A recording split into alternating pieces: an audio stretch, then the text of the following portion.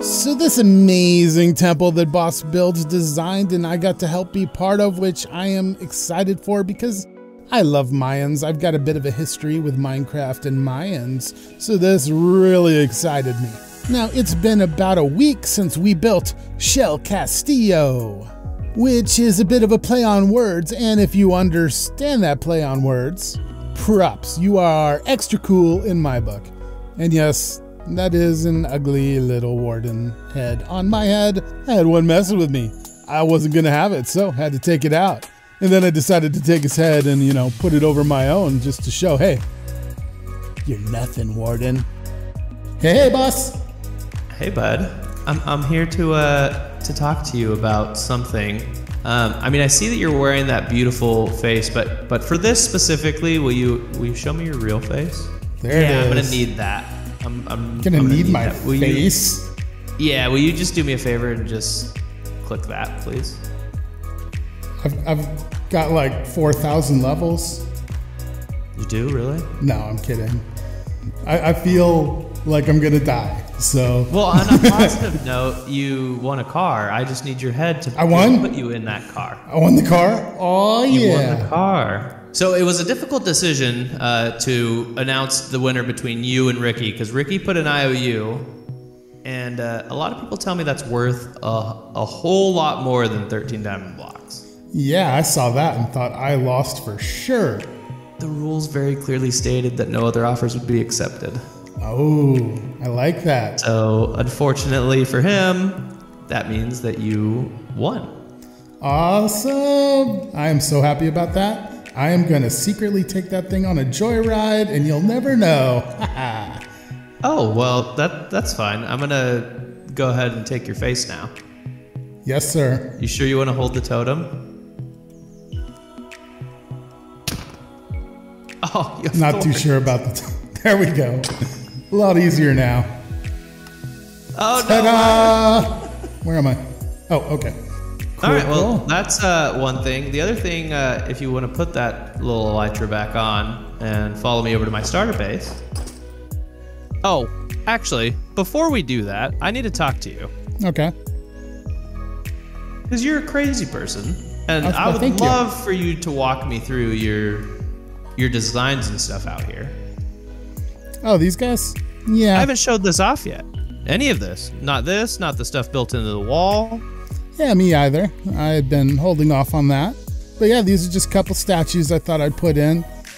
I wanted to add something back here, and I thought, you know, maybe where the people live that helped build this area and help, you know, run the shop and all that while we're away. So these are their quarters back here. Very Mayan inspired. Of course, the statues here are Mayan shulker inspired. And I just thought, you know, for the size of the build, for the space that we have, this would be about the right size statue to fit in without being like too small or too big for everything else. So I thought the scale turned out nice, and it's just kind of like a, you know, villager design. You can see they got the big nose, and they got some kind of funky headdress or hair or something. And yeah, very tribal Mayan worshiping the shulker. Yeah, no, it's seriously awesome. Like, I was flying over the other day and I was like, what is that?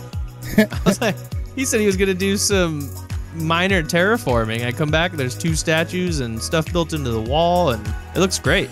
Oh, thanks. I appreciate it. I was hoping you wouldn't mind since I put these in without running it by you and all.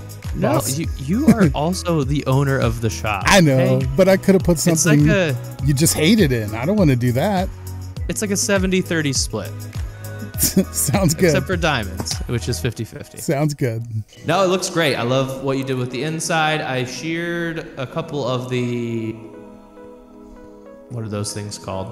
The glowberry vines. You sheared some, huh? I thought I had sheared them all. That's my bad. No, this one here was hanging all the way to the floor. Oh, yeah, I didn't want that, that's for sure. I put these in because we wanted to put a little decoration on the inside and kind of get some light on the roof. And I wanted to do it very sparingly, not overdo it, but we had that light that was leaking in through some of the corners, you know, because Minecraft physics is so great with lighting. And so I wanted to cover up all of that. So I tried the best I could without trying to overdo it. I left some dark areas, but covered up the lighting and lit up some areas. And for the most part, I think I did a decent job at hiding it all. I think it looks great, honestly, and it's not overdone like you said, but that little bit of green on the inside definitely adds to the atmosphere. Awesome. Happy you like it. Perfect. Well, the last thing that you need to do is you need to drop off your big old stack of diamonds. Oh, yeah. In a barrel in the garage. Every time I hear Maya say, I have a plan, I'm immediately concerned. You should be. My plans usually don't turn out too well. Yeah, so I literally put a barrel in here. In there is your paper with your bid on it, saying what you were bidding for it. I have your head, so I'm going to go ahead and put that above the paper. And below that, you can just throw in your payment. Will do.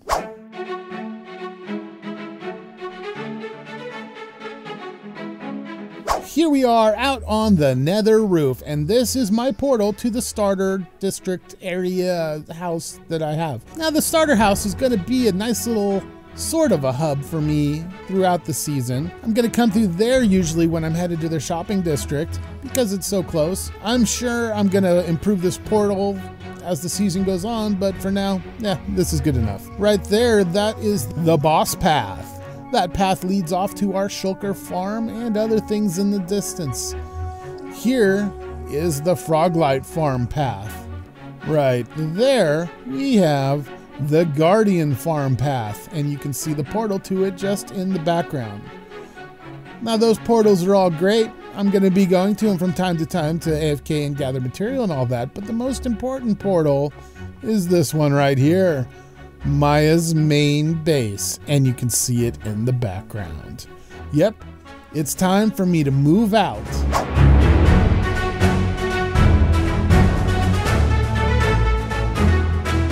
And here we are.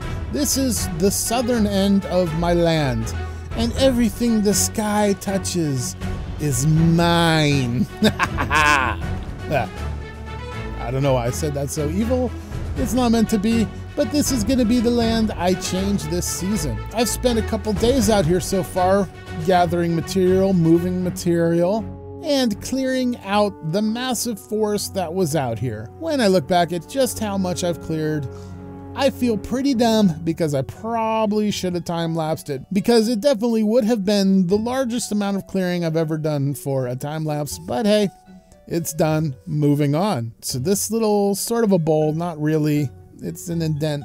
It's land with mountains around us. Yep, this is going to be my starter area. And we're going to need to get some key farms going that are going to be super important throughout our season out here so that we can produce this custom biome that I have planned. So here it is. My big plans officially for this season is to transform all the land into one special custom biome with sub-custom biomes around it, theming different styles of the area in the bog.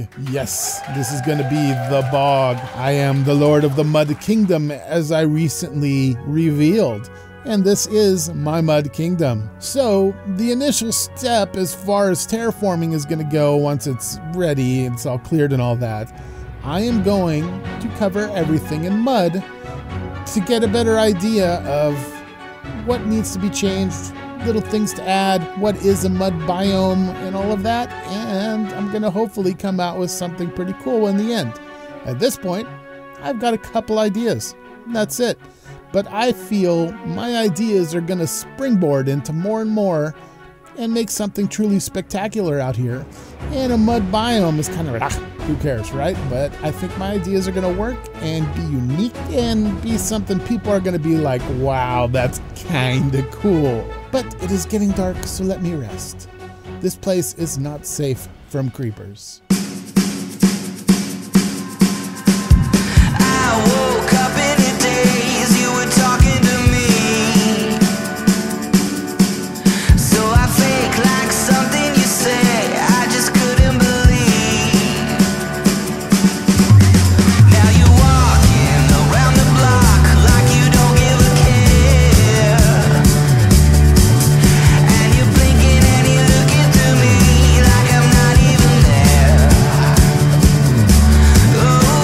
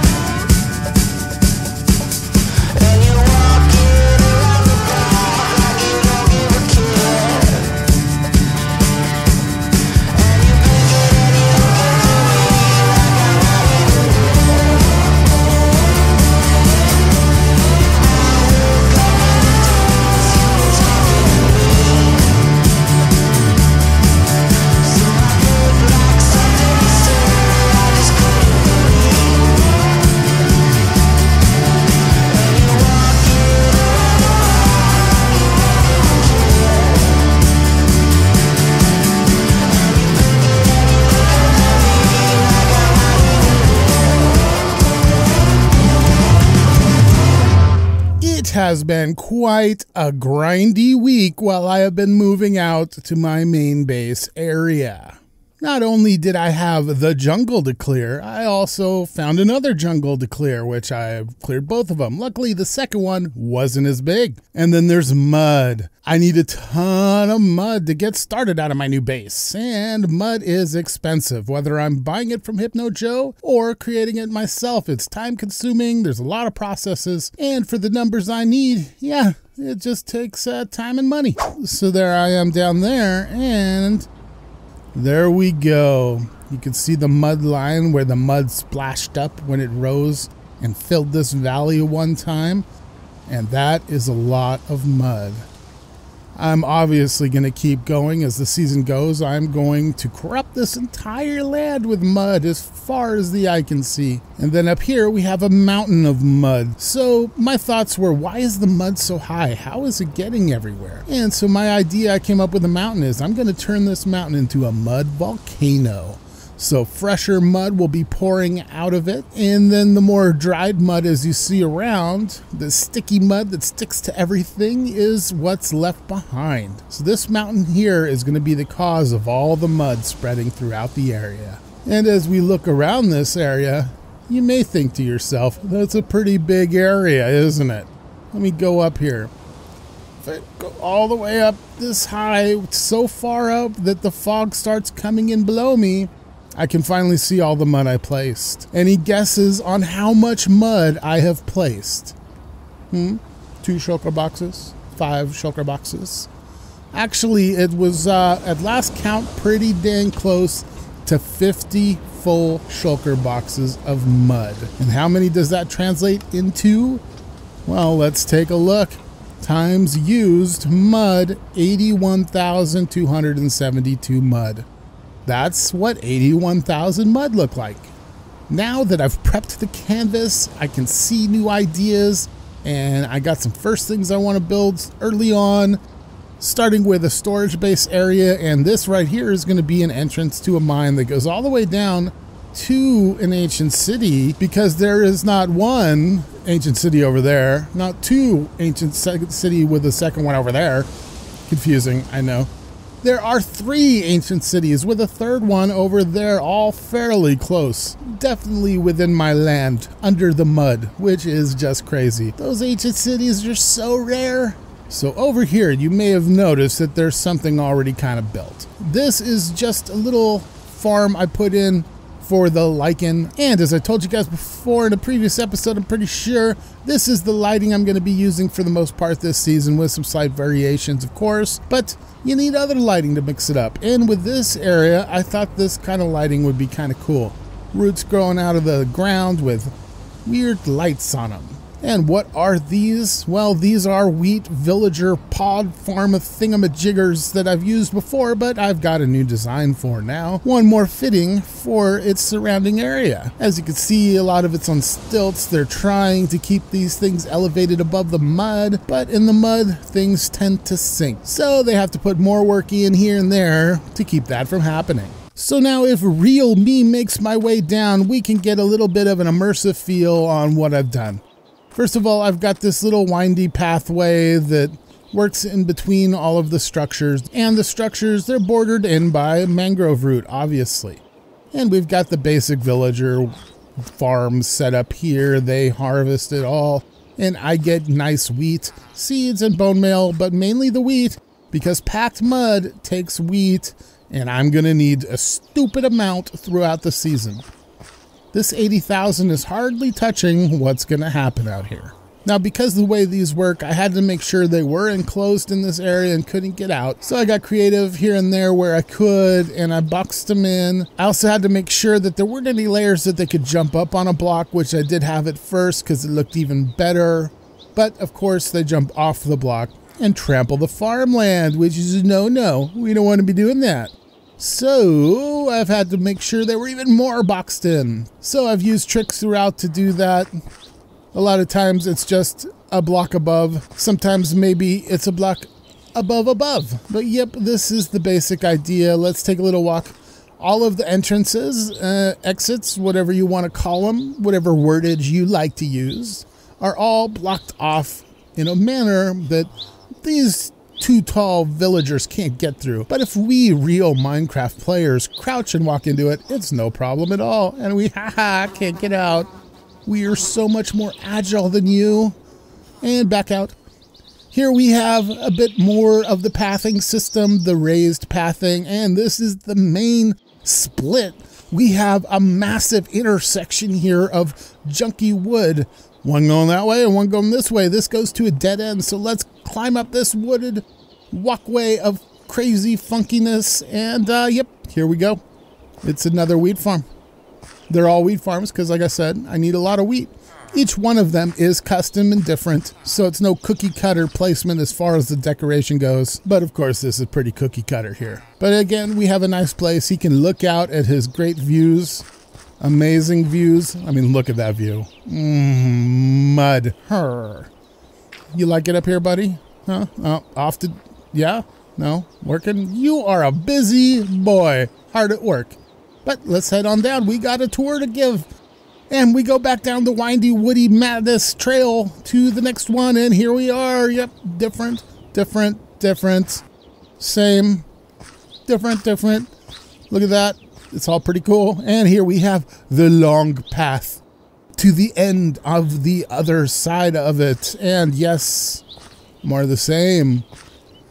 The keen eye might notice differences, but it is pretty similar. And here we have the little windy wooden path to get off of it.